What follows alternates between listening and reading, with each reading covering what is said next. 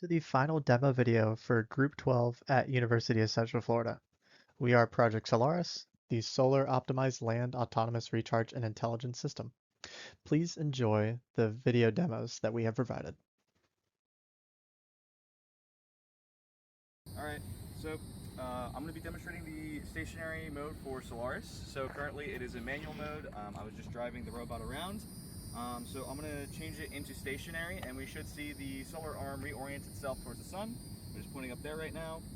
So without further ado, I'm going to press the stationary button on my phone app and we're going to see it start moving towards the sun.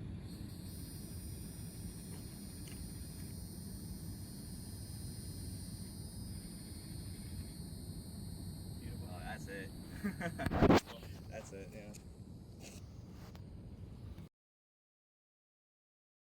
So, as you can see here, we're right in manual mode. I'm going to start giving it some throttle and steering commands. So I'm going to tell it to move forward so you can see it as I'm driving it. It is moving forward.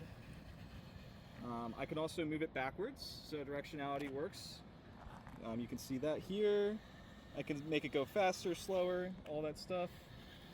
I can give it steering input as well, so I can tell it to turn right, it'll turn right. I'll tell it to turn left, it'll turn left. So I'm going to bring it over to our assistant, Raphael, over here. Alright, so I'm just going to start turning it and bring it over to him.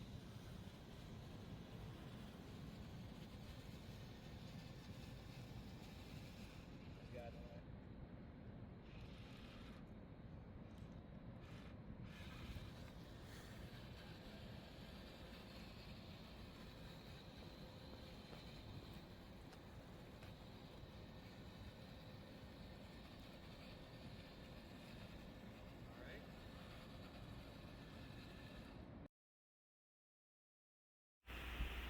So here we have the autonomous mode of Solaris. We were originally going to put that pillowcase on the solar panel, but instead we decided to actually disconnect the solar panel from the system entirely. The idea is to generate a power drop. So the way that we're detecting if the solar panel is in shade is essentially if the energy monitor unit that we are using detects a 5% or higher power drop over a course of about 30 seconds. And then after that 30 seconds is finished, it will essentially try to find the direction of the highest sunlight. There's 4 phototransistors on the corner of the robots. And then it will turn into that direction and start driving that way. So pretty shortly here, it's going to recognize that there was a pretty significant power drop, as you can see there. It tries driving towards the sun, and then it will realign itself like that using the IMU. The idea there is the tilt, mainly the pan motor, have limited values, so they can only pan 360 degrees, tilt about 30 to 45 degrees. The reason we do that is so we don't wrap up cords or we don't damage the solar panel or anything like that. So the little reorientation at the end there was to make sure that the solar panel doesn't get damaged essentially, or continuously wrap up, and it still has pretty good degrees of freedom, like movement. So we saw it move again after about another 30 seconds. So it'll make this move decision 3 times before it actually decides to just stay stationary, kind of like in a sunk cost approximation, essentially. We don't want to just continue burning power if it's not going to see higher power draw. But in theory, if we turn the solar panel back on the first time, then it would recognize that the power gain was back to where it was originally, and it would just stop moving. It wouldn't do that 3 times like it has here. And then after 30 seconds after it settles, the solar arm will reorient itself every 30 seconds in the autonomous mode as well, which we will be seeing shortly here. Just give it some time.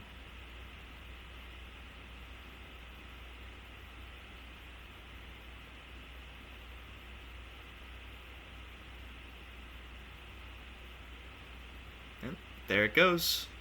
And that's the autonomous mode for Solaris. Hello everybody, I'm going to be demoing the phone app and Bluetooth functionality of my ESP device. So without further ado, we are at the home screen of the Solaris app. You can either log in or you can sign up. This is a pretty simple thing. I'm mainly just using the login feature to capture the user's token to help us filter through our database for all of our telemetry data. So I'm just going to continue with my Google account.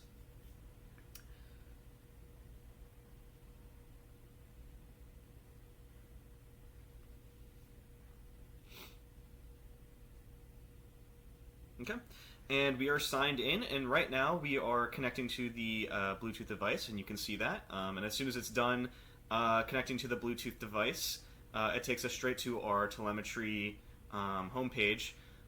So if we want to take a look at kind of what was happening in the background, I'm going to start here. So this is our logs from the ESP device during the connection.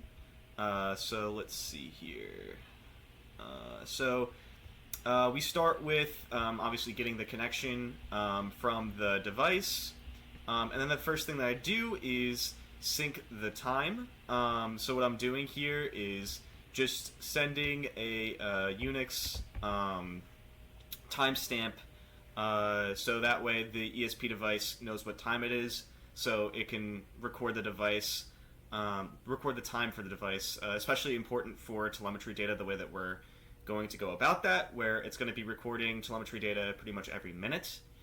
And then we can use that timestamp information to better filter through our backend while we're getting the telemetry data. If we take a look, we also get weather information. So this is going to help us be able to especially detect the cloud coverage percentage, as you can kind of see here. So it gives us a 24-hour forecast. I have to give the phone app, although you didn't see it, I've already done it. I gave it permission for both Bluetooth and location services. So it got our longitude and latitude location from our phone device. And I used that to call my backend service to call just a simple weather API. And that is what returned all this weather forecast information. And I'm just giving it to the ESP device, so especially so it knows what the cloud coverage percentage is, right? So if the cloud coverage percentage is like something like 0% and it's detecting a significant drop in power, then we can safely assume, okay, there is probably a shadow here. When it's 58%, well, then we actually really need to consider some more logic to kind of handle that cloud coverage percentage. So after we do that, the next thing that we do is just send over the telemetry data that is stored in the ESP device's flash. So the way that I went about kind of programming that was doing like a kind of like a TCP type effect, where I break the telemetry data down into like pages. So here we have like 9 pages. It's sending about, I think, around 250 bytes of information per page. So pretty much the phone app is going to start by sending like an initialization, like, hey, I want the first page read, and then the Bluetooth device is going to send that page, and it's going to wait for an ACK from the phone app. Once the ACK is received for the previous page, it's going to send us the next page, right? And it's just going to keep going back and forth on that. If no ACK is received, then it will resend that page's information, pretty much. And we just keep ACKing until we reach the final page. And then once the final page is read, the phone app will send a clear log command, which will pretty much allow the ESP device to just clear all of its flash data of all the telemetry data. So that way, it doesn't have to hold a lot of telemetry data. Anytime that we connect to it, we read from it, and then our phone app sends all that information to the back end. All that telemetry data is then stored on our database, which I will also show. So from the backend's point of view, there's a lot of, so we have like the posts of the telemetry data. So it gets like all the the timestamps, the CPU temperature, battery level, all that for different time frames. And then what it does after it posts, it goes to the telemetry page on the phone app, and then we do this GET request here. And then if we go back to the phone app, we can see just kind of how it's presented to the user, right? So we got all that information from our backend and from our database, and now we're actually, displaying that telemetry data, right? So we can see the current charge. I can also, take a look at past information. Um, so, there's like bars, and like these are like averages, for the net power or the past hour. So like buckets it for like past hour, like every 5 minutes, pretty much. And then you can see kind of like the average in that 5 minutes, what it was like at that given time. Same thing with CPU temp. So that's just kind of how we're displaying our telemetry data. We might add more, but right now this is just our basic 4 that we're displaying. One other feature that we added is this mode. So the Solaris is automatically put into automatic mode, like at startup. But if I want to, say, put it into stationary mode, so I'm going to go back to